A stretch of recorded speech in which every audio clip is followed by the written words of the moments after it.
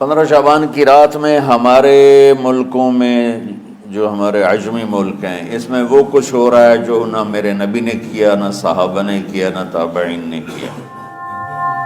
اللہ تعالیٰ اس رات میں ساری دنیا کے لوگوں کی بخشش فرماتا ہے سوائے 5 آدمیوں کے۔ 5 کے سوا سب اہل ایمان کی بخشش ہو جاتی ہے۔ اگر وہ شرک سے نکل آئے، وہ کینہ سے نکل آئے، وہ تکبر سے نکل آئے، وہ والدین کی نافرمانی سے نکل آئے، شراب چھوڑ دے، تو ان کی بھی میرے نبی نے اس رات کی فضیلت بتائی، عمل کوئی نہیں بتایا۔ جیسے یہاں کوئی صلاۃ تسبیح کی جماعت کرا رہے ہوتے ہیں، کوئی اجتماعی تہجد پڑھ رہے ہوتے ہیں، کوئی دیگیں چڑھا رہے ہوتے ہیں، کوئی آتش بازی کر رہے ہوتے ہیں، تو وہ اس میں اتنا غلو ہو گیا ہے کہ یہ بھی ٹھیک نہیں۔ ایک علماء کا طبقہ اتنا رد میں گیا کہ ایسی نفی کر دی کہ جیسے ہے ہی کچھ نہیں، یہ بھی غلط ہے۔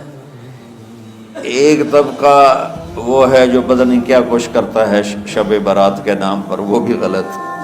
ساری حدیثوں کو ملا کر روزہ اور رات کا قیام، کہ رات کو اٹھ کے کچھ اللہ کو یاد کر۔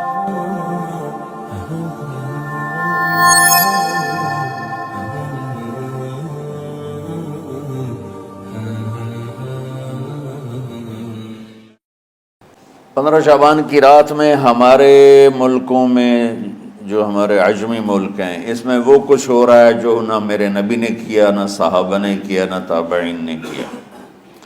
عجیب و غریب عبادات گھڑ لی ہیں، عجیب و غریب اس کے اعمال بنا لیے ہیں اپنی طرف سے، اور مسجدیں بھری ہوتی ہیں اور روشنیاں لگی ہوتی ہیں اور آتش بازی ہو رہی ہوتی ہے۔ میرے نبی نے اس رات کی فضیلت بتائی، عمل کوئی نہیں بتایا۔ جیسے یہاں کوئی صلاۃ تسبیح کی جماعت کرا رہے ہوتے ہیں، کوئی اجتماعی تہجد پڑھ رہے ہوتے ہیں، کوئی دیگیں چڑھا رہے ہوتے ہیں، کوئی آتش بازی کر رہے ہوتے ہیں، تو وہ ہو گیا ہے کہ یہ بھی ٹھیک نہیں۔ اور کچھ علماء نے اس کے رد میں اس کا اتنا انکار کیا ہے کہ اس رات کی کوئی فضیلت ہے ہی نہیں، یہ بھی ٹھیک نہیں۔ اس بیچ کا راستہ، اس رات کی فضیلت میں جتنی احادیث ہیں وہ ضعیف ہیں، لیکن اتنی کثرت سے ہیں کہ ان سب کا مل کر جمع ہو کر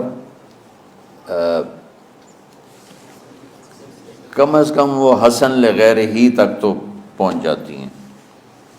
اور ابن عثیمین رحمۃ اللہ علیہ نے بھی یہ لکھا ہے کہ زیادہ سے زیادہ ان احادیث کے مجموعے سے، چونکہ اگرچہ ضعیف ہیں لیکن کافی زیادہ ہیں، تو وہ حسن لغیر ہی تک پہنچ جاتی ہیں۔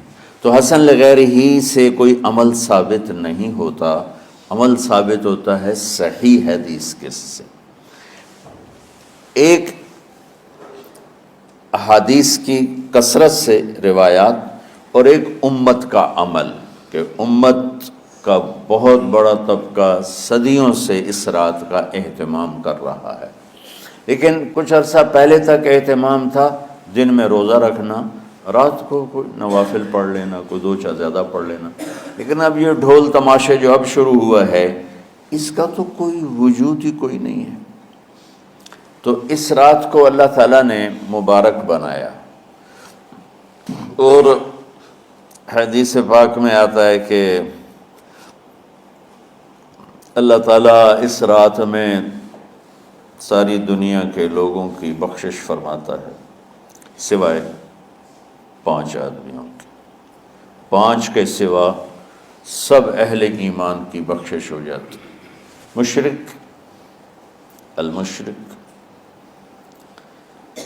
پہلا مشرک، دوسرا مشاحن، مشاحن کیسے کہتے ہیں؟ دل میں بغض رکھنے والا، کینہ رکھنے والا۔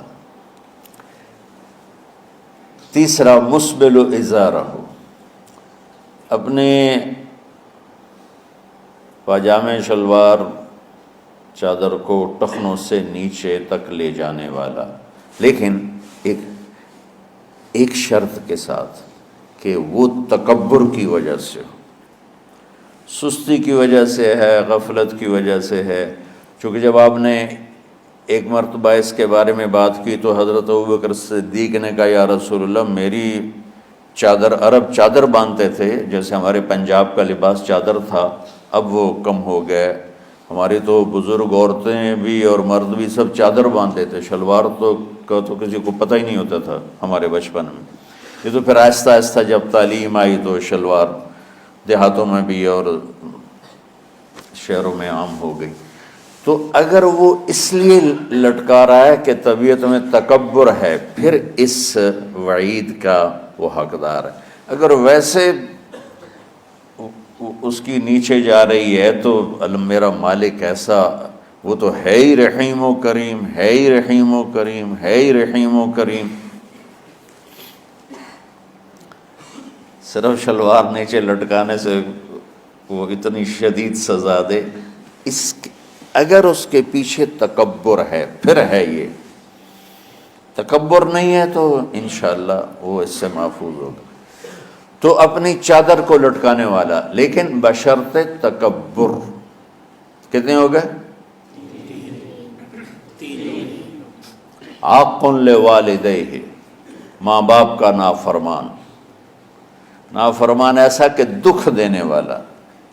چھوٹی موٹی اونچ نیچ تو ہر بچے سے ہو جاتی ہے، نہیں، جن نے والدین کو ٹکڑے ٹکڑے کر دیا ہو اور ان کو دکھ دے دے دے دے کے ان کا سینہ چیر دیا ہو، چونکہ آپ کہتے ہیں پرزے پرزے کرنا کسی چیز کو، تو اپنے دکھ دے کر اپنی بدتمیزی کے ساتھ اس نے ماں باپ کا دل زخمی کر دیا ہو، ایک یہ نہیں معاف ہوتا۔ پانچواں مدمن خمر، مسلسل شراب پینے والا، مستقل جو شراب کا عادی ہو، ان پانچ کو مؤخر کر دیا جاتا ہے۔ معافی نہیں ہونے کا مطلب یہ نہیں کہ اللہ تعالیٰ کبھی معاف نہیں کرے گا، معافی نہ ہونے کا مطلب یہ ہے کہ یہ پانچ ایسے گناہ ہیں کہ اس کی وجہ سے بخشش رک جاتی ہے۔